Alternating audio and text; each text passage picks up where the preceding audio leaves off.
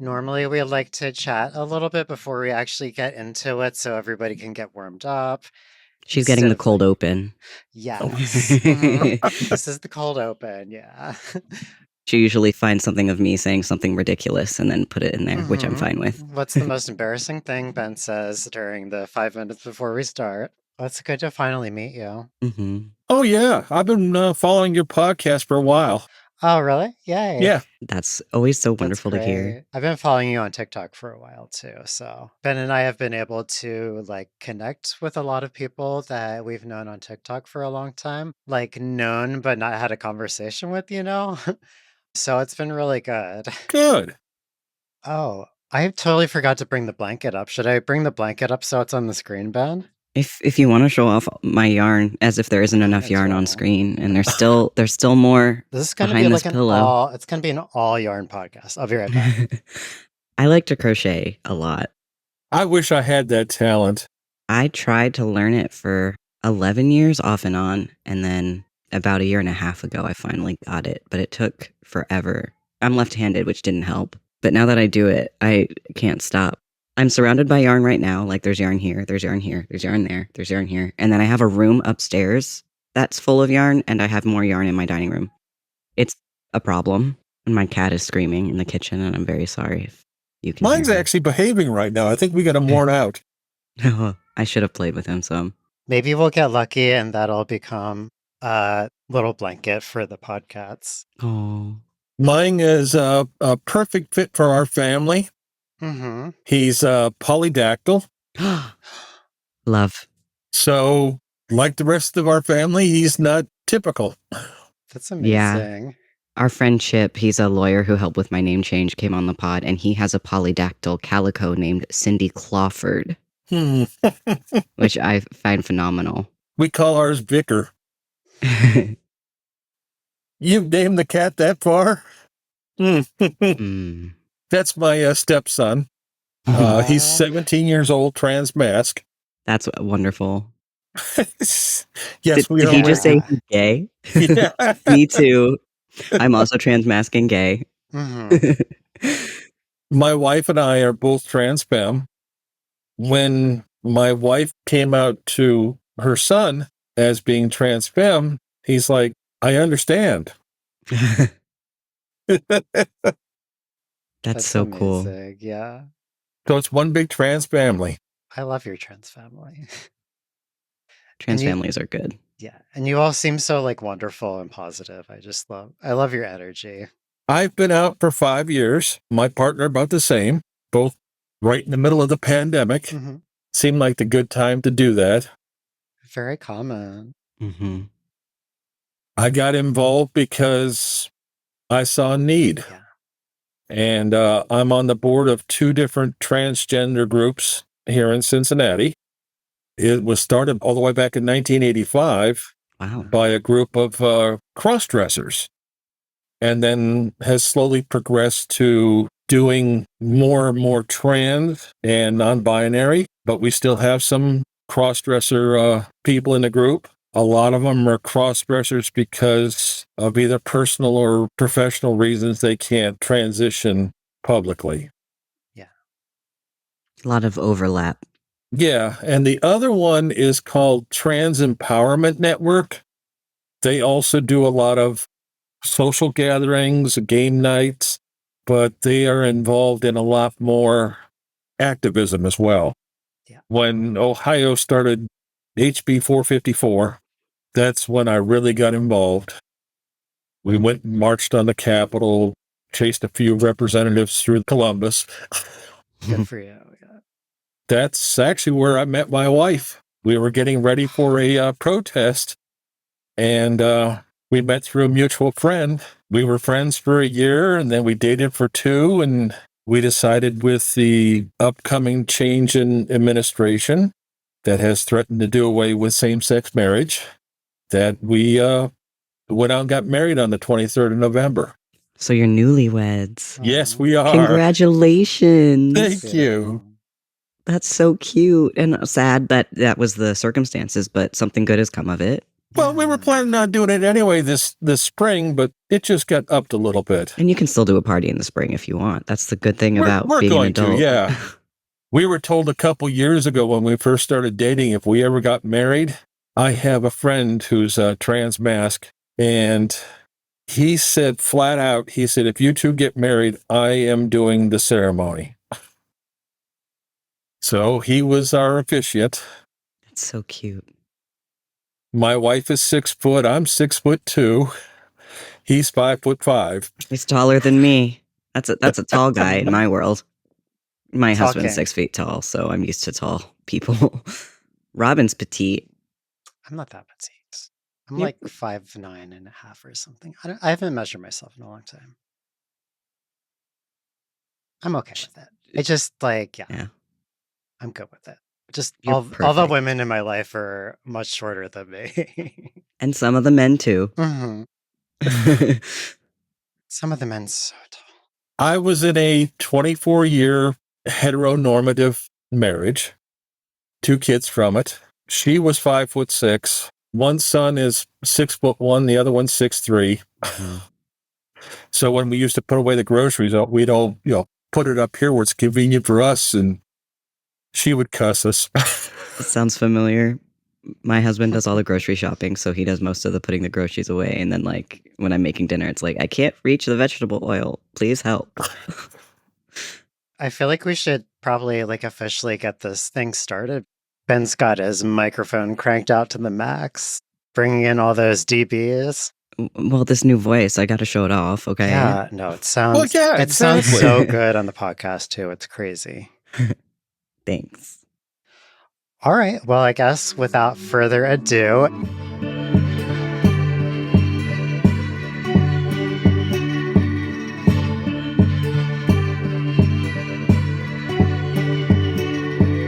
hey, Brats, my name is Robin and I'm trans. My name is Ben and I'm trans. And you are listening to Ben and Robin Are Trans, aka the BRAT Pod.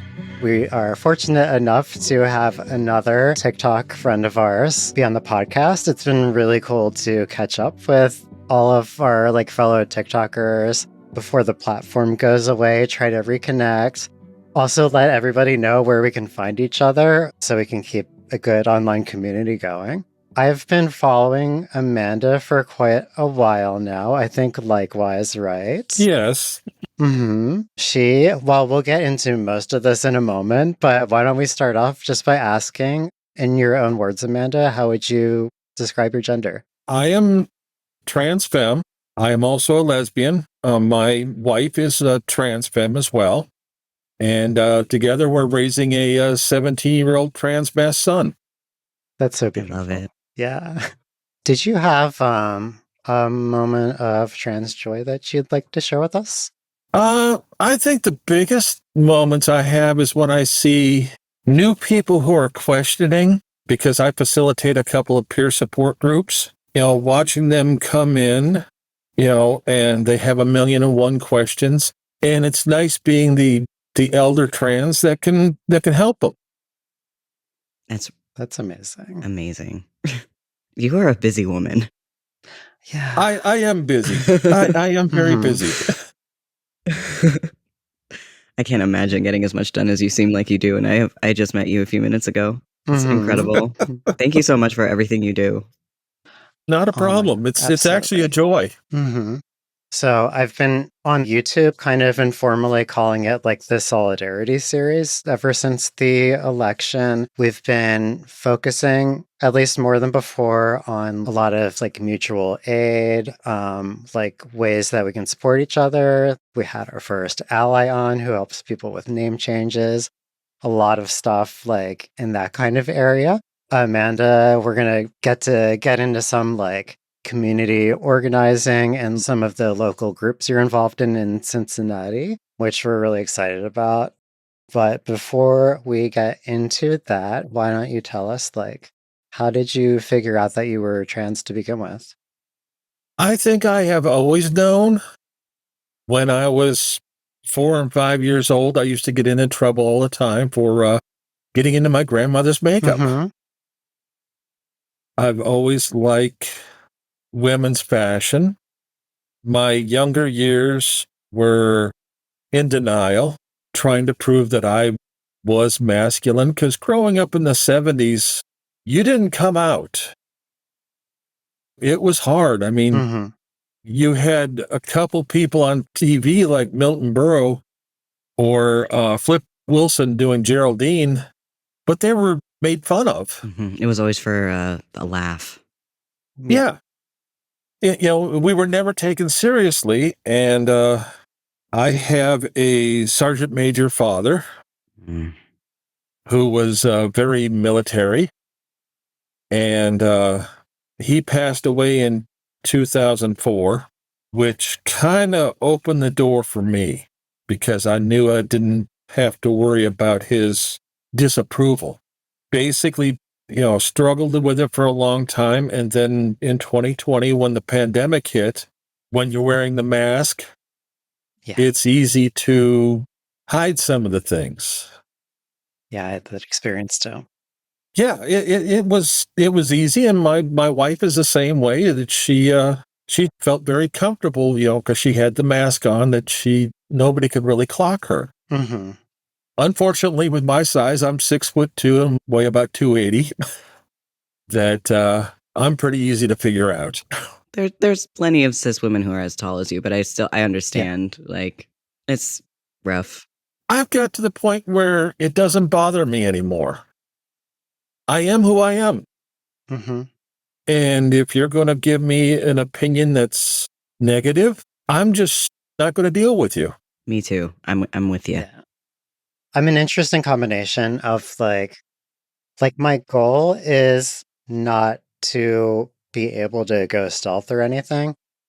Like I am definitely proud of being trans, and I think it's really important to be visibly trans. Also, like definitely since the election, I have put a lot more thought into like being able to pass for safety in certain situations. I don't know that I will necessarily need to, but like it's something that I'm thinking about a lot more that I used to think about. My wife is very passing, and she gets away not being clocked easily. I, on the other hand, get clocked easily, and I just got to the point where, like I said, I don't care. Hmm. And, people even ask me about my voice. They're like, you have such a masculine voice. I don't believe that I have to fit into society's binary of what femininity is. Hmm. I know who Absolutely. I am. Your voice is a woman's voice because you're a woman and it's your voice. Yes. Exactly. I try to sound a little softer Hmm. because my masculine voice is actually much deeper even than this. Yeah. Whereas my wife, a little bit of speech therapy, and she sounds feminine. Hmm. I'm jealous. Yeah. That's a long-term project for me. Yeah, you're very busy right now. I'm very busy. I'm a busy person. We're all busy.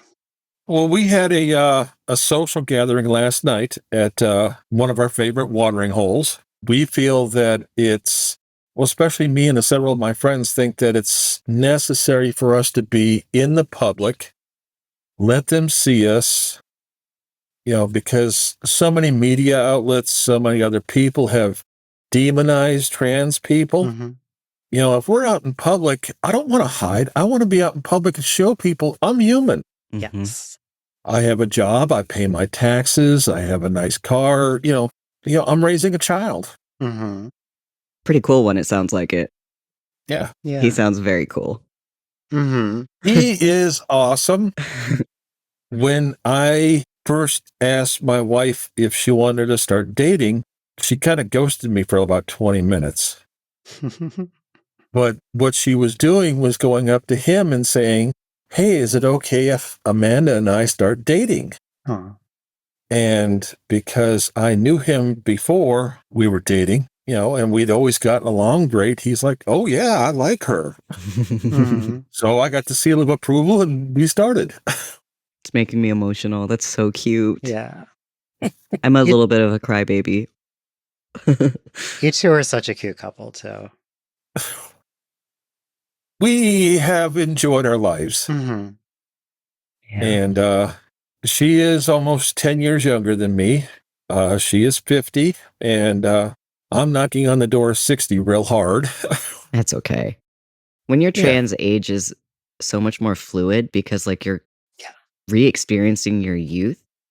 It gets a lot more fuzzy. Mhm. Well, you start HRT, it's kind of like going through a second puberty, so. Yeah. Mhm. And just like all the social experiences too. Like, Oh, yeah. I've seen trans women who are like in their 80s who are like just starting the transition, and like they will say like I feel like a 12-year-old girl in a lot of ways, cuz like there's so much stuff that you like have to slash get to experience for the first time, and like I think people take for granted like that they all get the awkward stage out of the way early, and we just get to do the awkward stage twice. We're special. My life was very masculine oriented when I was younger. I mean, I was in such denial. I had the denial beard. Overcompensation. Me Yeah. too. And there are so many that I see that are like that. You know, it's the ones that are trans femme, they have to have that denial beard. About 5 years Yeah. before I came out, I was in a hardcore makeup and dresses phase for a while. Like, the overcompensation can be so intense, Mm-hmm. and And it's where did you learn exhausting. all your makeup techniques, Ben? From drag queens, Like because a normal cis woman I does. always have to do things at least a little bit gay, I guess. There's nothing wrong with that. Yeah, and the makeup was so bright Yeah. and pretty, and I wanted bright colors. I like And bright it's colors. appropriate because it turns out you were doing drag. Yes. Yeah. I mean, when I came out and I realized that I could be feminine, I didn't have to put on that masculine mask. And these are my biggest part of dysphoria. I have to have my nails done all the time. And they're so pretty. I love how shiny they are. So nice. Yeah. Embrace the shiny. I mean, when I was hiding, and I do mean hiding, I mean, I had a small feminine wardrobe. I had, the press on nails that I would come home and hide in my bedroom and put the nails on and some makeup on and some, feminine clothing. And then the next morning, I had to take it all off and go to work. Yeah. At the time, I was a commercial truck driver. Wow. Not a very accepting group No. for the most part. But when I came out, I was actually quite surprised that most of them just said, okay, that's fine with us. Okay. They knew you, they understood you, I think. Maybe that Yeah. probably had a lot to do with it. Mm-hmm. Yeah. Well, I had been out before and had earrings in, and my hair was getting a little longer, and they all knew that I was at that time a gay man. They knew that. And then when I came out as trans, it's just like it went pretty seamlessly. Like, yeah, sure. How long were you driving commercial trucks after you came out? Probably only about a year and a half.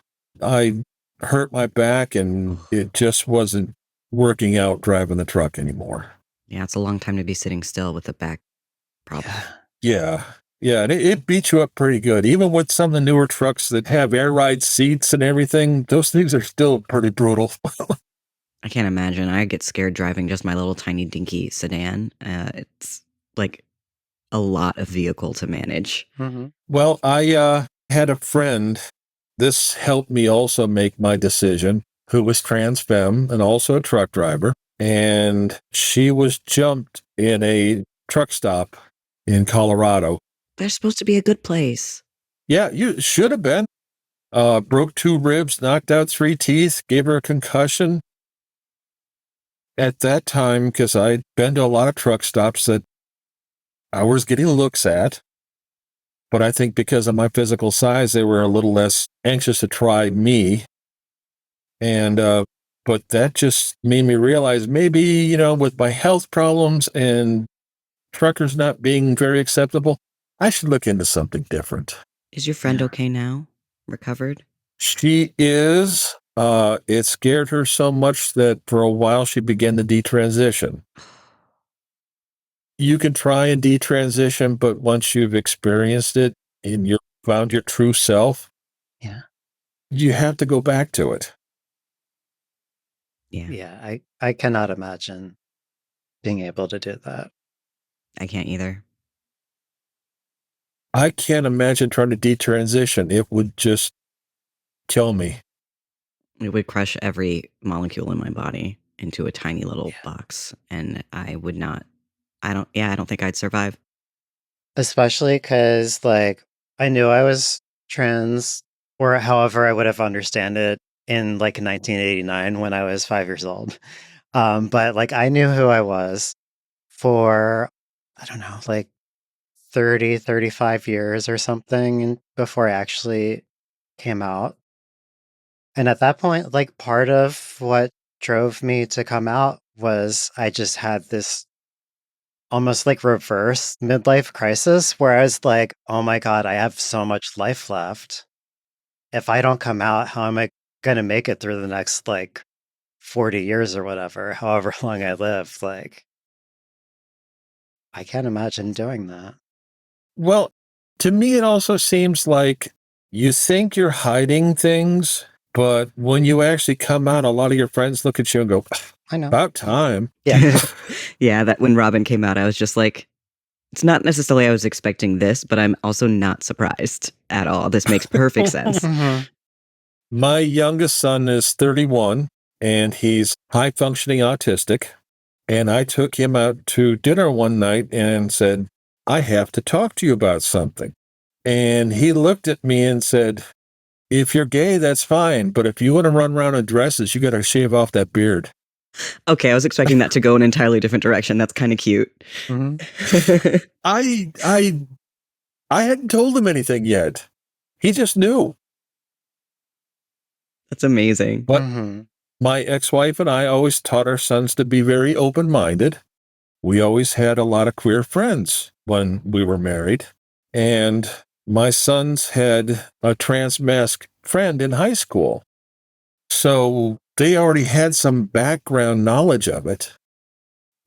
So it wasn't a total shock to them.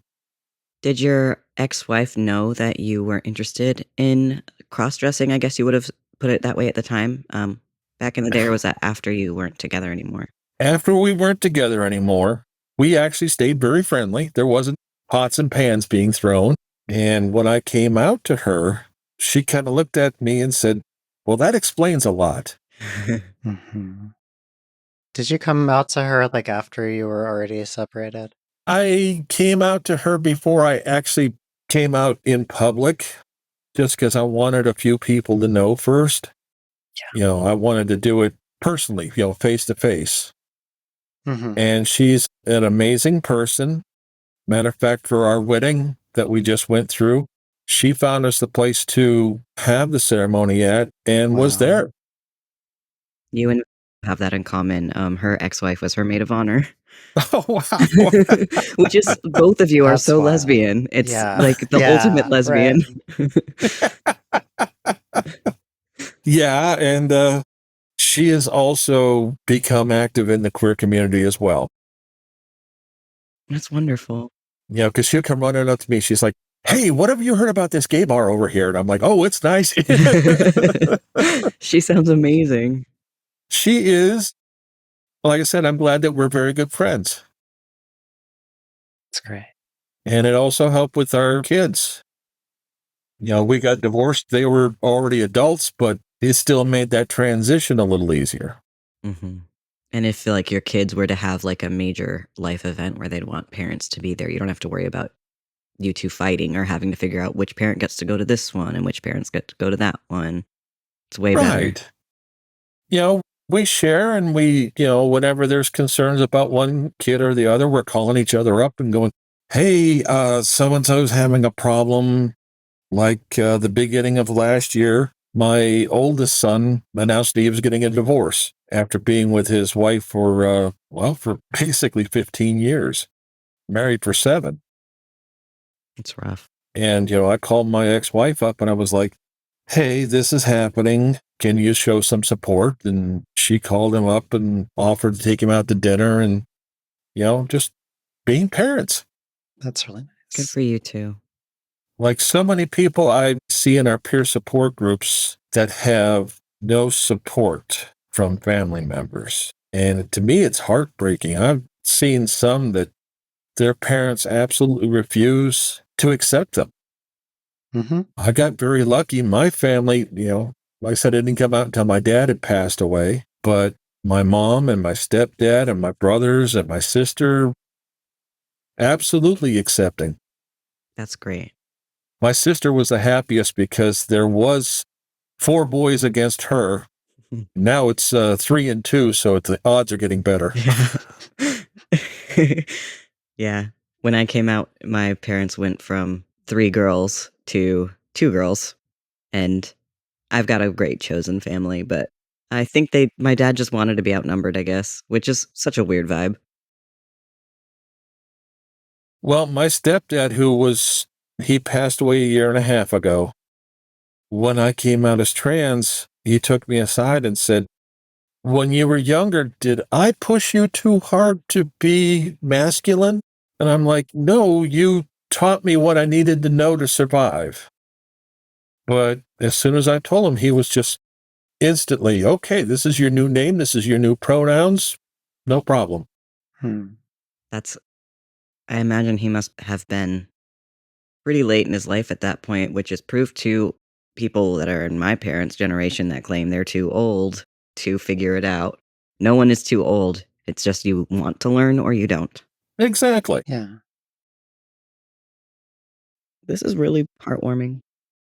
And I think it also helped that about half my family is Christian and my background is Scandinavian. So the other half of the family is all Norse pagan, Fun. who are very accepting. That's really fun. Yeah. You never know, like, what to expect from people too, because like, my own parents aren't in my life, but, like, my father-in-law, like, when I came out, I didn't know what to expect because he's, like, a retired Navy man, like, church man, you know? Like, I know he's a good guy, but I didn't know, like, how he was gonna react, and it was the best possible way, which is I believe his reaction was like, "I'm just worried for her safety." I have an uncle that runs around in his red MAGA hat, Hmm. a hardcore conservative. But 2 years ago, his wife, my aunt, passed away, and I went back for the funeral. And as he was introducing me to a lot of other people that didn't know me, was using my correct pronouns and my correct name. Yeah. And I'm like, you know, Mhm. even the hardcores can be understanding. Yeah. Yeah. They can at least not be jerks in public. Yeah. Hopefully he's even better than that, but to at least not be a jerk in public is a nice start. He has told me he doesn't agree with it, Mm-hmm. but not agreeing with it personally and not being a jerk are two different things. Mm-hmm. At that time, I'd been his nephew for 54 years and his niece for 3, so he was not going to step on my feelings. Yeah. Yeah. You can disagree with somebody and still be respectful of them. Oh, yes. And I don't harp on him for his choices of being MAGA or anything. I did have a little fun with him once. Mm-hmm. In 2019, he hadn't seen my son and daughter-in-law in quite some time. And I sent them up to his door, and they knocked on the door and said they were collecting funds for the Democratic Party. That must have gone interestingly. It was very interesting until he heard me laughing in the bushes. It's hilarious. Then, of course, it was like it dawned on him who everybody was, and it's like, oh, Like, oh, you pranksters. Hmm. yeah. You should have recorded it for TikTok. I mean, I know it's scheduled to go away, but do you think it will actually go away now? I mean, Trump's claiming he's going to save it, but that's just also like straight out of the fascist playbook to appeal to the youth in ways that aren't actually that important, but make them feel like you're looking out for them. So, like, even if it does get saved, I'm not sure if I want it under those circumstances. He has made a lot of promises to a lot of people, and he is going back on a lot of them now before he even gets into office. That is so true. It's just a matter of whatever gets him attention in the moment. Where I live here in Northern Kentucky, it's a very conservative area. This is a very red state with an amazing blue governor. Andy Beshear has been a great ally to us, and I'm so happy to have had him in our state. There is term limits on the governor here, so he's not going to be able to run again, but he said he has plans for working with the Democratic Party. But even in our area, a lot of like our local representative, there was no Democrat running against the Republicans. And a lot can happen at the local. And to me, I mean, we should at least put somebody in there to fight. Yeah. Have you ever considered running? I've had a few people tell me to. Because it seems like it's up your alley. Yeah, I have thought about it. I have a few ghosts, a few skeletons in my closet. Nah, who doesn't? This is true. But like I said, I have been out in my community. My immediate neighborhood is very open-minded. We have a lot of pride flags in our neighborhood.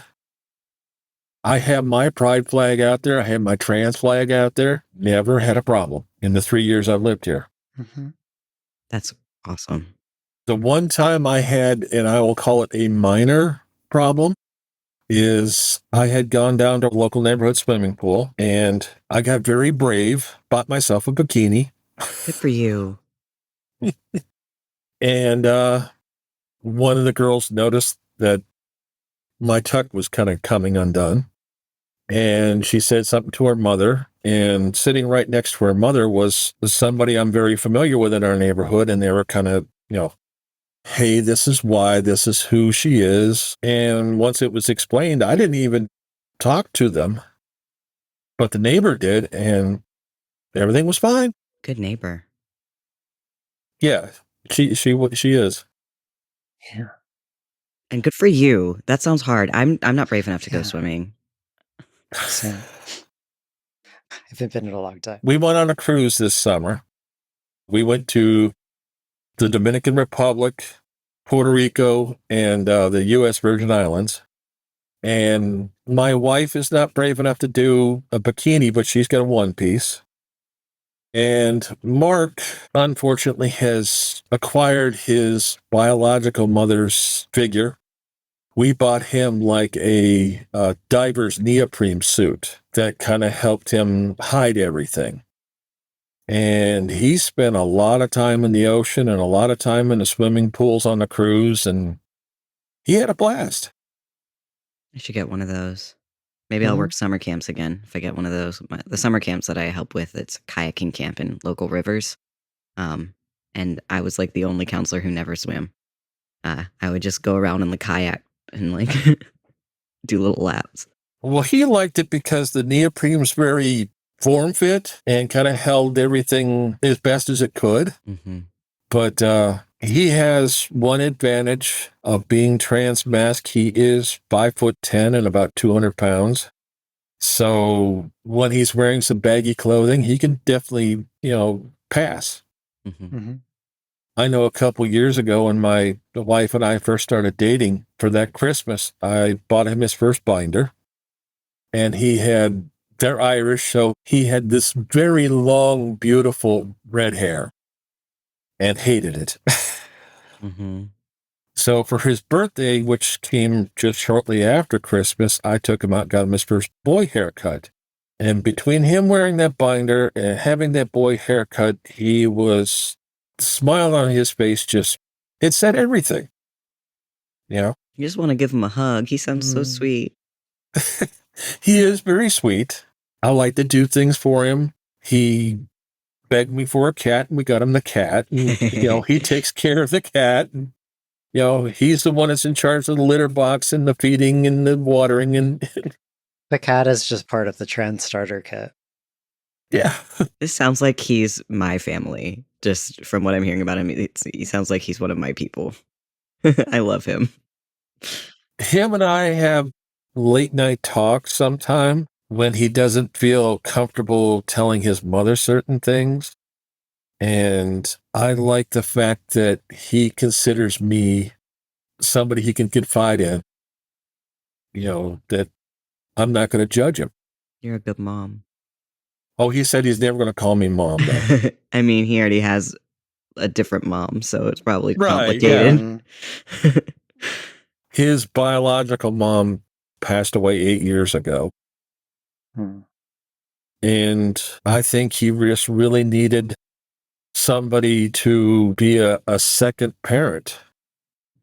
I mean, my wife has done a lot, but again, there's just certain things teenagers don't want to tell their biological parent. Yeah. Especially about his attractions.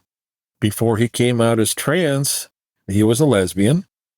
And now his attraction is to other trans masks. Good for him. And we don't stifle that. That's his choice.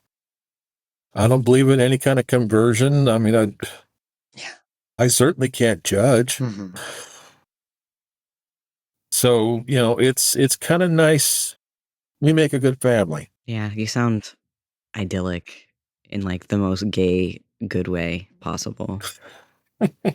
This is the future liberals one. He has joined us at several of the prides, and he has joined us at several of the protests as well. I've seen him up in the front of the line with the bullhorn in his hand. And he is also mildly autistic, which I think, having an autistic son myself, I was already used to that, so we kind of connect better that way. I know how to accept him. And he, for Trans Day of Visibility last year, got up in front of like 250 people and gave a small speech. Incredible. Wow. This kid's cooler than I am. It was an impromptu speech, too. He hadn't had it planned. They just had an open mic, and he's like walked up there. And we're like, wow, it's really cool. I'm really proud of him. Yeah. He's becoming quite an amazing young man.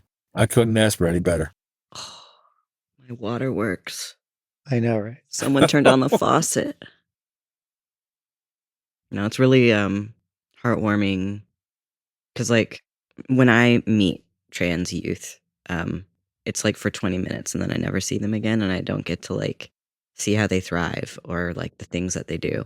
And so, like, I'm just imagining the little 7th graders that I teach on field trips doing stuff like this, and it's like, oh, my babies.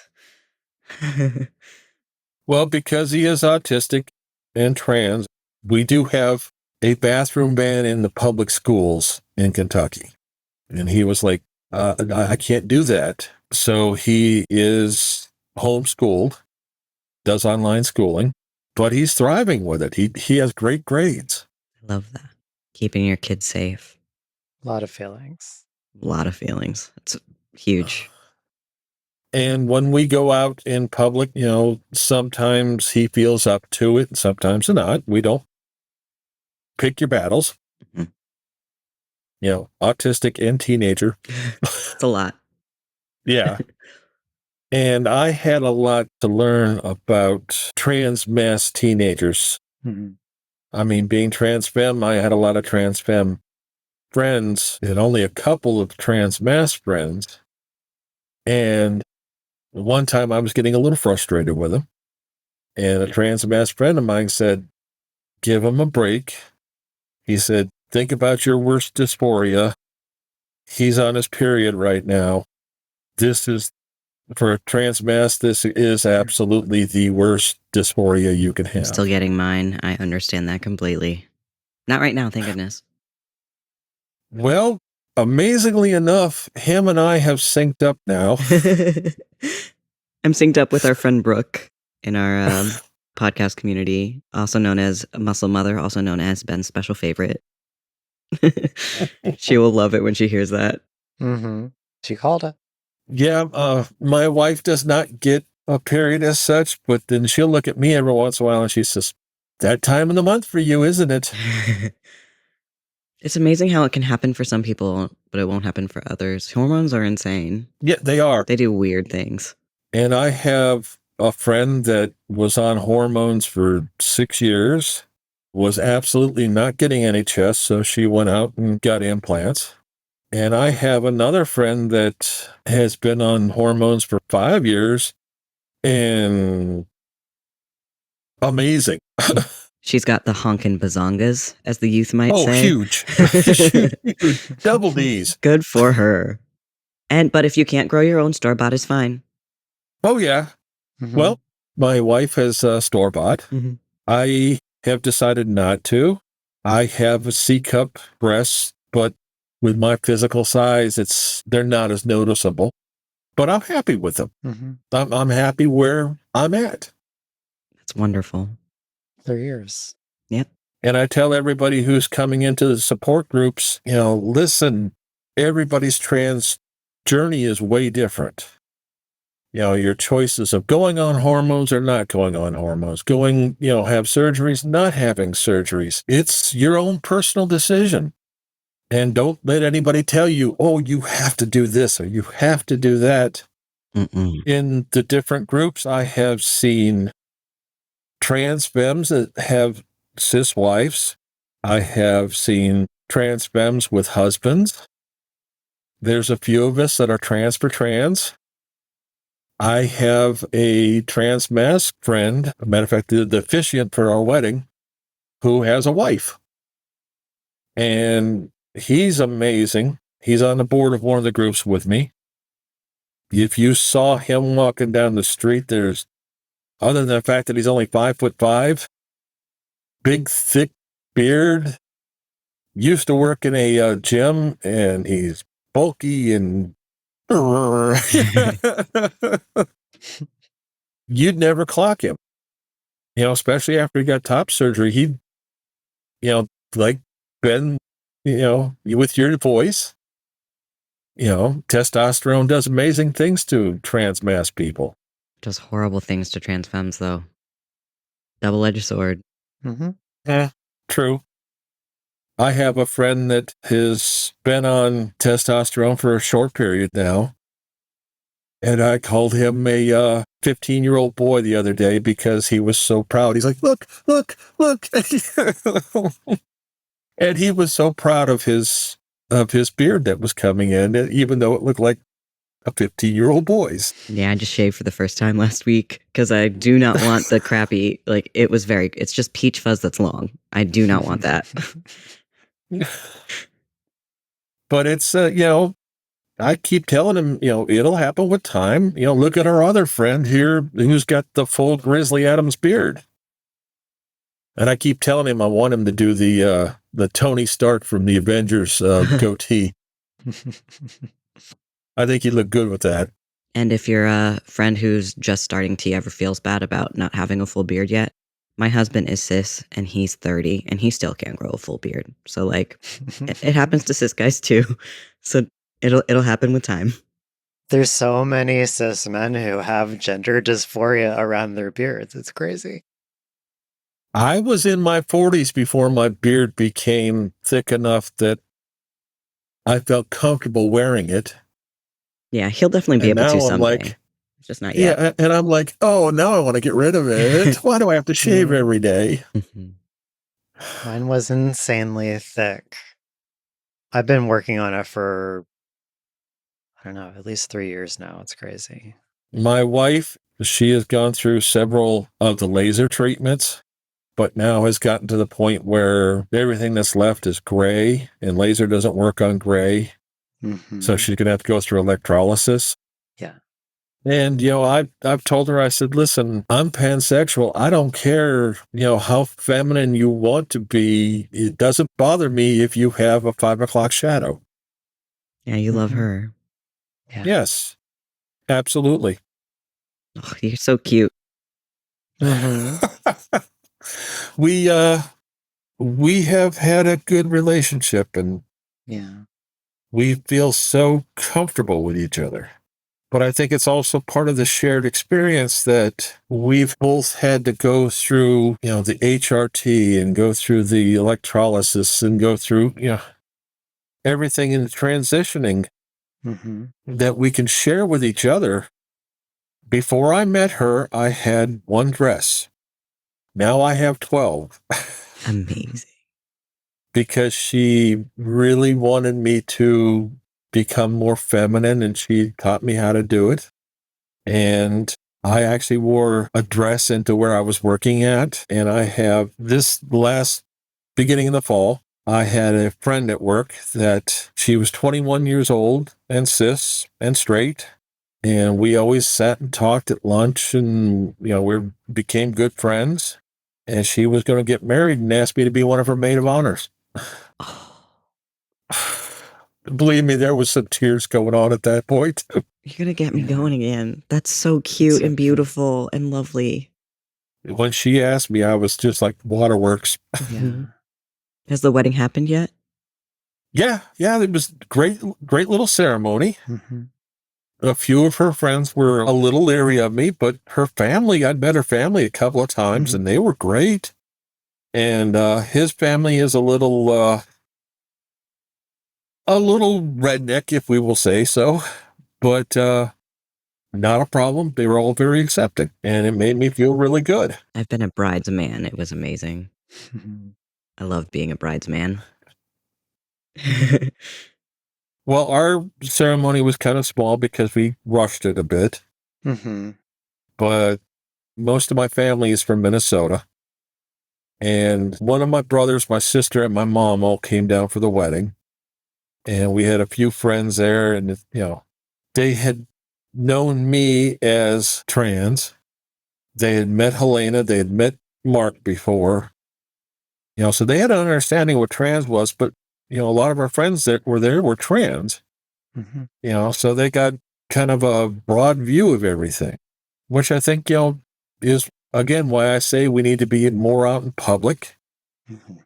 We need to be visible and let people see that we're just humans. That's part of why we're doing so many interviews, especially since the election on the podcast, is like we want people to see trans comes in all shapes, sizes, ages, Yeah. backgrounds, and we're all people, but we all have more in common than we don't. Yeah. Mhm.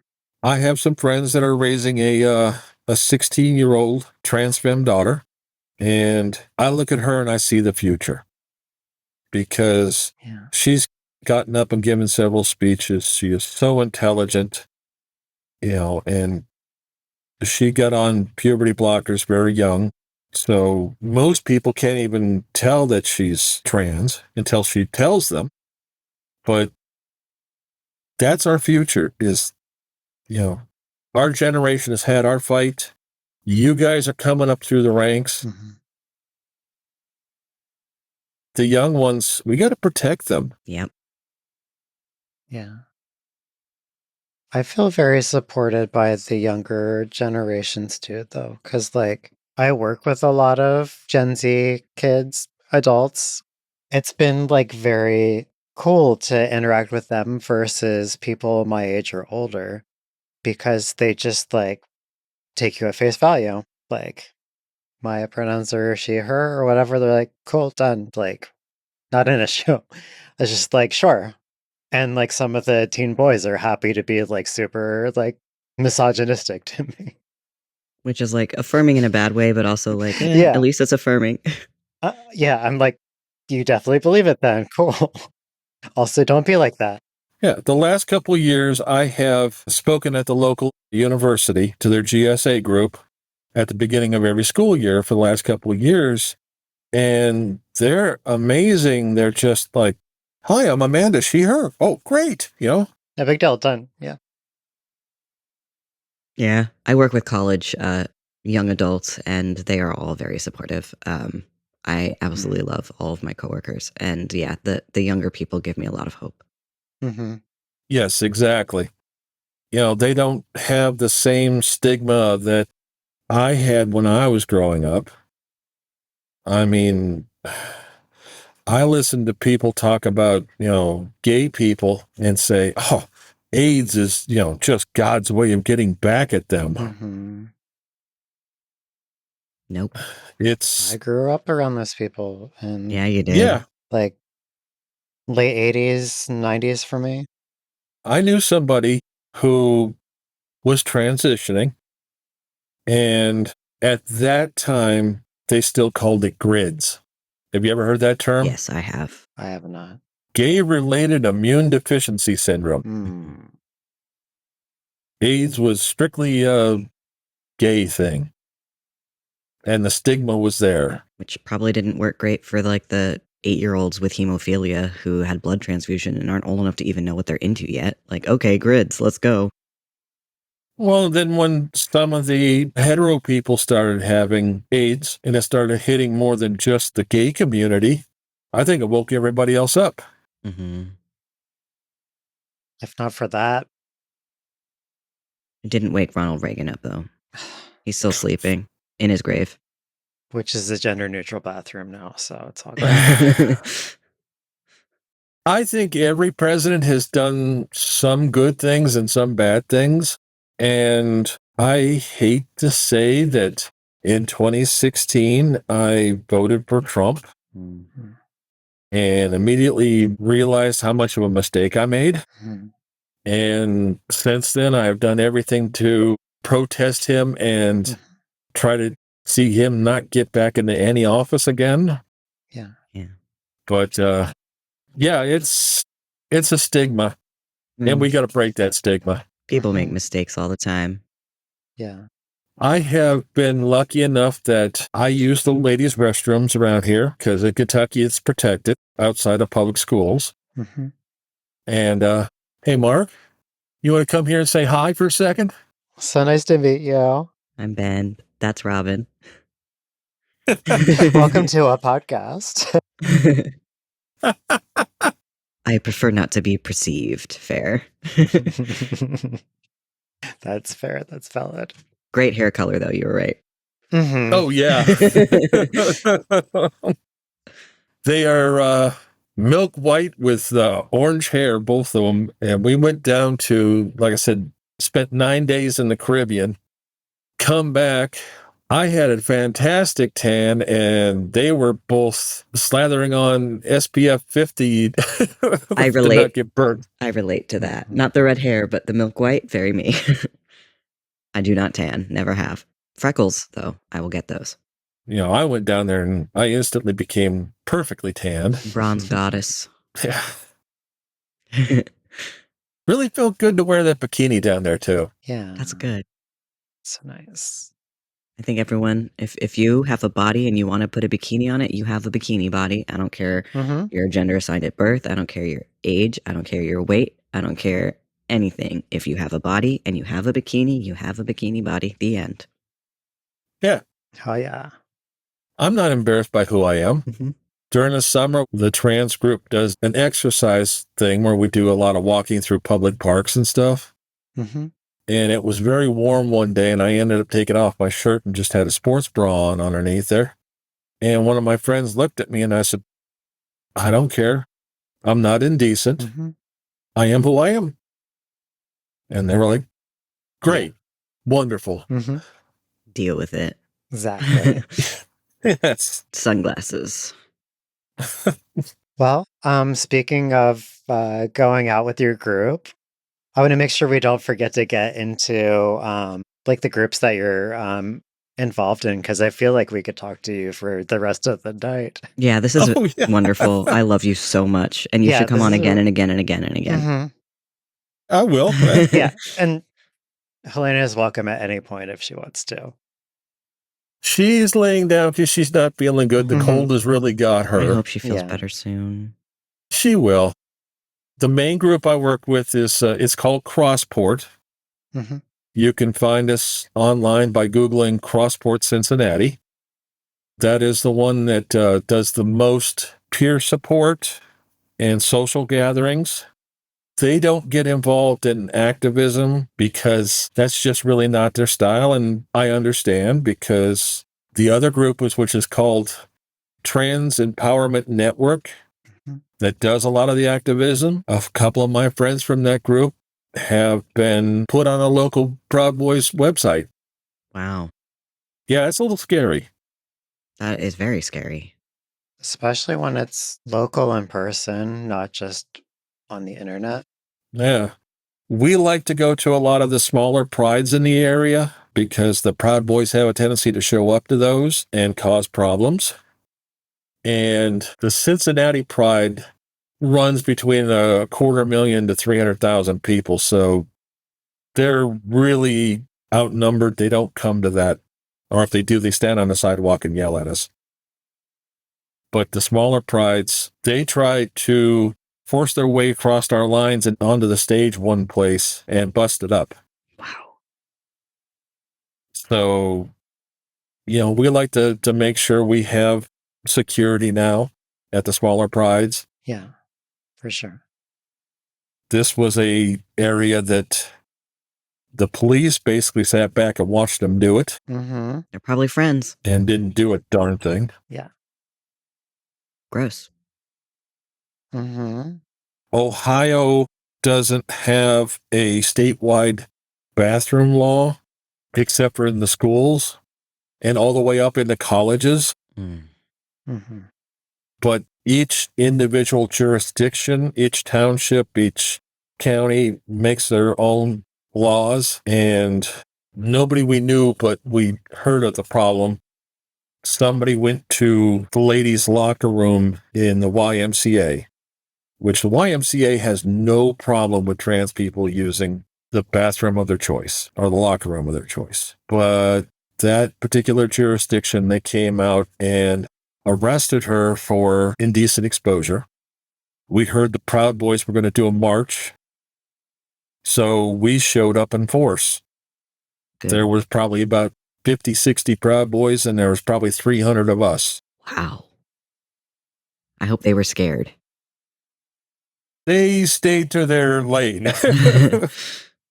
The funniest thing, I think, is it was a warmer day, and there was somebody dressed up as Jesus, and he was walking back and forth down the sidewalk with a cross. And the cross had a little roller on the back of it to, make it easier to move around. And I said, the real Jesus didn't have a roller to help him. Yeah. And there were nails in his appendages, so get method, please. Practice. And then I saw him pull out a Mountain Dew and take a slug off it. I was like, Jesus didn't have a Mountain Dew. Get some water and turn it into wine right now. But it has been an absolute pleasure talking with you. Yeah. And if anybody wants to find out more about these, if you're on Facebook, I am on Facebook as Amanda Menden. Mm-hmm. I am public. I don't hide, and I don't hide who I am. And I have had trolls. 2 years ago, I did a 3-year picture comparison, and I had over 1,000 negative comments on there. And somebody said, well, put your Facebook on private. And I was like, I'm not going to do that. Mm-hmm. I'm not going to run from them. You don't have to be ashamed of who you are, because who you are is perfect. You're you. I am me. And I have never been happier. Yeah. And it comes across. But, if anybody wants to get involved in activism or peer support in the Cincinnati area, or just be an ally to us, we have a big plan for Transgender Day of Visibility again. We always do Trans Day of Remembrance. Yeah.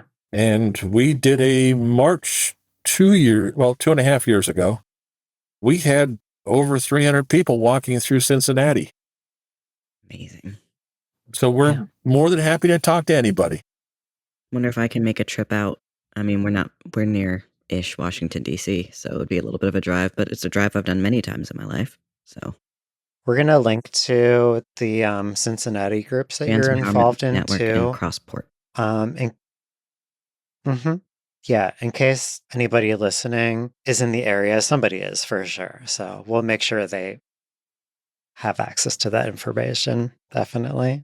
Crossport and Trans Empowerment Network both have private Facebook groups for obvious reasons. Yeah.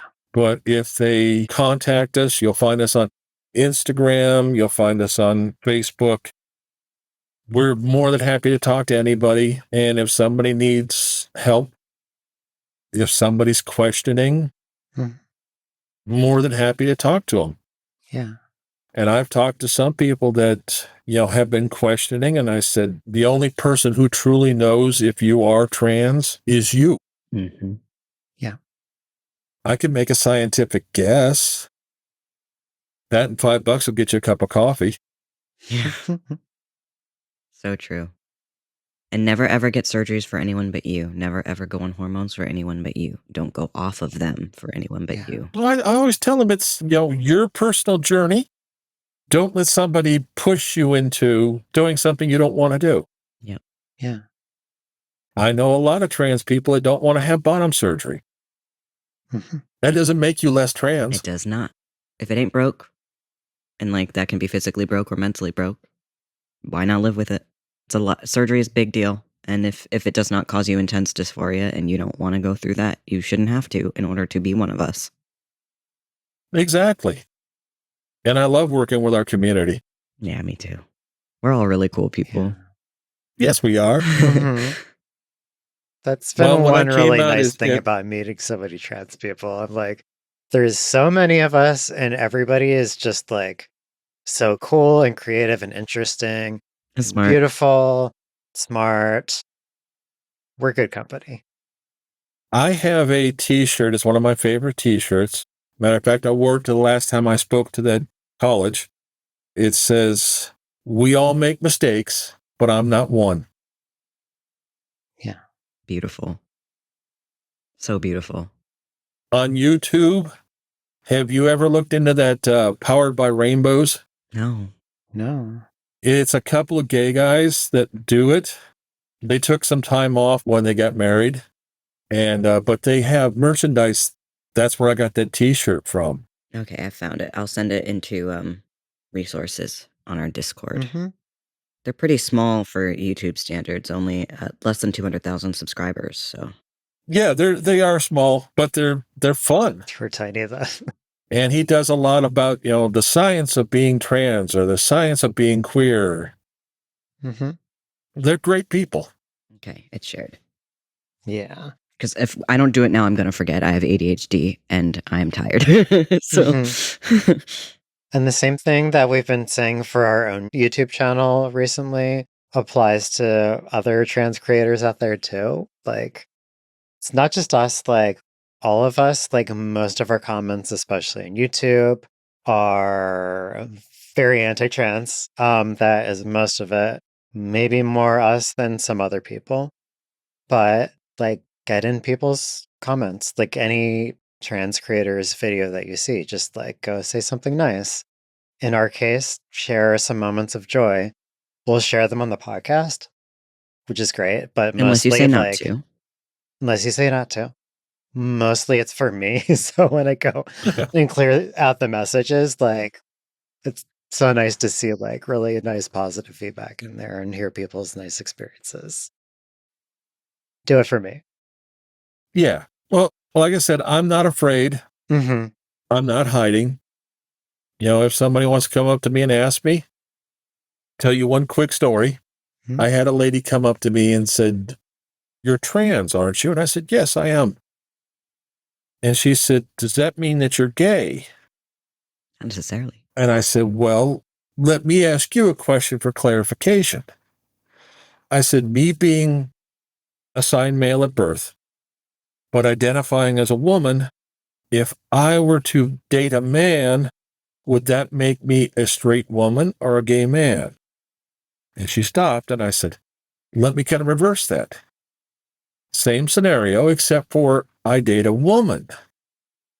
Does that make me a straight man or a lesbian?" And she sat there, and I said, "Thank you." She said, "For what?" I said, "Because you took the time to think about that. You didn't just come up with "Oh, of course." Yeah. I said, "That's all I really wanted." But gay woman. Well, that's what I told her. I said, at the time I was engaged, and I said, "I am engaged to another trans woman, so no matter how you look at it, yeah, that makes me gay." Yeah. Which is so cute. You're so kind to people that just come up to you unsolicited, and that's going to change people's hearts. Maybe not everyone's, but it's going to earn a few allies. It's extremely important, yeah. I've had a lot of people come up to me and say, "Can I ask you a question?" And I'm like, "Okay, yeah, I don't mind intelligent questions." One gentleman was like, "I have a grandson that's now my granddaughter." I'm like, "Okay, you want to sit and talk about this?" The more educated you are, the better it's going to be with your relationship and your granddaughter. Yeah. And then he just kind of understood it at that point, was like, you always thought this as your grandson. This is your granddaughter. And isn't just wants to be, but is. And Yes. always has been. Mm-hmm. And You just weren't in on the secret yet. Sometimes people are going to phrase these questions in very not great ways like that. But you can tell just by the fact that they were asking the question, that they were trying to figure it out. And I've had very similar conversations, like with customers at work, with people everywhere. But people, if they're asking the question to begin with, it's because they are seeing you as a visibly trans person who is approachable and definitely like giving off the kind vibes. And that's like a really good opportunity to be able to educate. Just the fact that they're asking is like very cool, even if they're like not there yet. Asking is like 95% of the journey, I think. And by answering, you're helping their trans loved one. Yeah, exactly. The more they understand, the more they're going to accept, and their loved one is going to become just that much more comfortable. Yeah. And then maybe the loved one can sit down with them and say, "This is how I've always felt." That's how I approached it with my family. It was like, I've always felt this way. Just now, I know who I am. And now I know who you are. Yeah. And it makes me very happy. And it makes Stormy very happy. My little boy. Mine's sitting over here on the floor staring at me like, I want tuna. Oh, that's all he thinks about. This one. Or anything edible whatsoever. Yeah, he wants to eat food at all times. He would eat me if he knew that I had meat inside of my skin. Oh, by the way, Ben, your blanket is a cat blanket. It happened. Yeah. Yeah. For most of this episode, too, so. I didn't notice because your name's over it, but I'll see it in the video. Shall we, give Amanda some time with her very cute family? Yes. Take care of her beautiful wife? Yeah, I'm going to go back and probably hit her up with some NyQuil and put her in bed for the night. Oh, so cute. So gay. Oh, we are. I only say that as a good thing. That's the only context in which I'll use that word. Yeah. Yeah. Well, when I came out as a gay man, it made me realize that I could be the feminine one in a relationship. When I transitioned, I was, putting it nicely, I was boy crazy. So when I started having feelings for a trans woman, it was like, wow, now how do I really define myself now? I mean, not that you have to, but I said, I think that pansexual is probably the biggest thing that fits who I am in my sexuality. I relate to that. Gender's just not that big of a deal, especially when I've gone through a journey where mine has changed. Yeah. I mean, I love a person. Yes. And if she decided to detransition, which would never happen, but if she ever decided to detrans, I would still love her just as much. Yeah. That's how I feel. If my cis husband ever decided he would want to transition, I would still love him. It would not happen. But if there's a universe in which it would... Be a beautiful tall woman. He would be a beautiful tall woman. He would look exactly like his grandma. I have a friend that I worked with when we were driving trucks, and we'd always see each other at the depot. And she saw me start the transition. And then I went on to another job. And this summer, I'm sitting at one of our socials. It's an outdoor one. It was a beautiful night. And she comes up and sits right in front of me. And I went, "Hi." And she's like, "I think I know who I am now." Hmm. And she was dressed very masculine, still had the denial beard. Yeah. And I said, "Okay, if you need help with this, I'm a familiar face. We worked together for 3 years." Yeah. She said, "You're coming out and being so open about who you were is what really gave me the strength to start thinking about this." She now is transitioned socially. Good for her. Just started HRT. Her girlfriend bought her some nice dresses, bought her a nice wig. She came to the social last night, and all I did was look at her and go, "Bitch, you look better than anybody else I've ever seen." Good girlfriend. Oh, yeah. I mean, and the makeup is, oh. And I'm like, oh, some people were just meant to be trans. I think anyone who is trans was, but Yeah. good for her for being so pretty and having a girlfriend who clearly knows how to give her the rundown.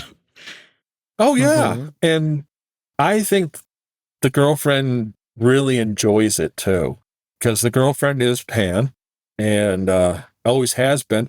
They've been friends for 15 years and just started getting together recently, and they're a cute couple. And it's nice to see somebody accept, because I've seen a lot of relationships or even marriages end when one person comes out. Yeah. It's luckily in our community, does not seem super common. There's definitely been rough patches for some people, but it seems like they've all come back to the same page. Yeah. Yeah. And I think that's a nice thing about being in a trans for trans relationship, marriage, is we have that common perception of where we were, where we came from, what we did. We don't have secrets. Yeah. Where when I was married, I can't tell you how many wardrobes I threw away because I'd start to get some wardrobe and then I was afraid she'd see it and I'd throw it all away. Yeah. And, and then even when I was out on my own, it was the same way. I'd get scared. It's that internalized transphobia. And my wife has done the same thing. And we sit and laugh about it now, but Yeah. You had to do that to get to where you are. Yeah. Exactly. And that's okay. Rest in peace to those probably beautiful dresses, though. Yeah. I wasn't too much in the dresses back then, but I definitely had some nice slacks and beautiful blouses. Yeah. And I wish I had some of them back. Someday.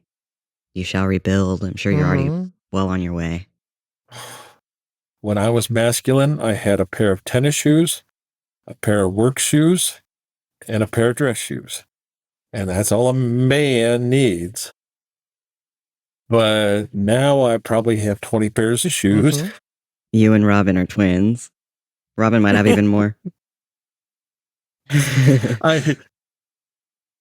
My wife is Imelda Marcos.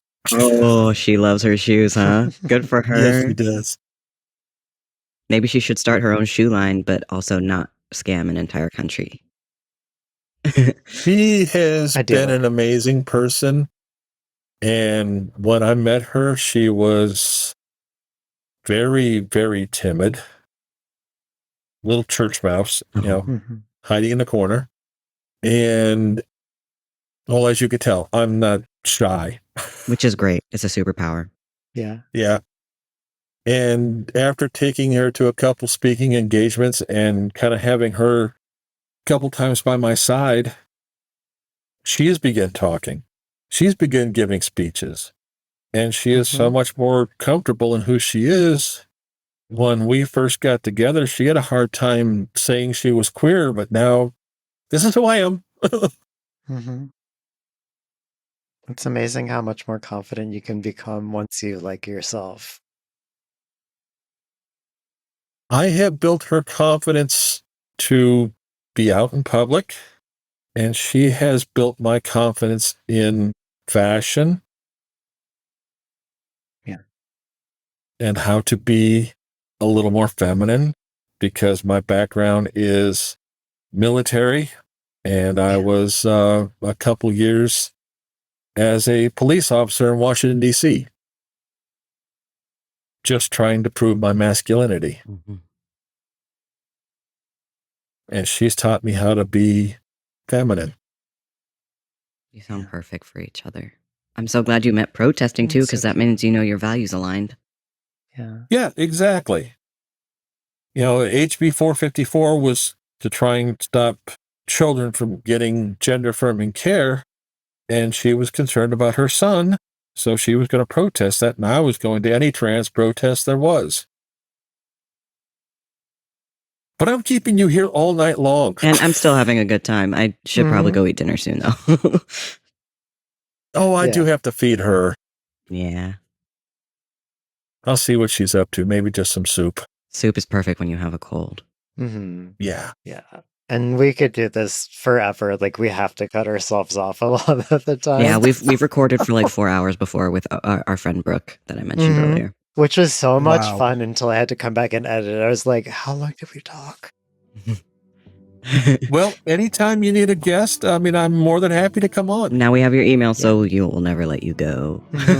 We will, yeah, we will stay in touch for sure. All right, shall we outro, Robin? We shall outro.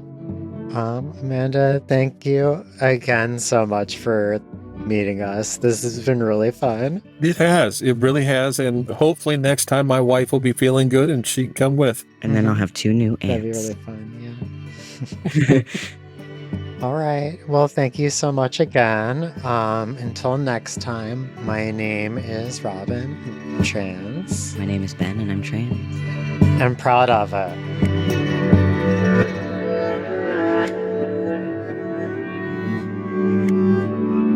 Basically, we want to work together where we can fill in each other's gaps, not in a sexual way. But that sounded sexual. If you go to directory.transhopeunited.com, we have started doing a whole directory that's resources for trans people. So, like, you can actually go on now and you can search for it. You can look through tags and categories. You can go on and submit your own entries too. Mhm. So, we're able to, like, actually, as a community, help get these resources out there for each other.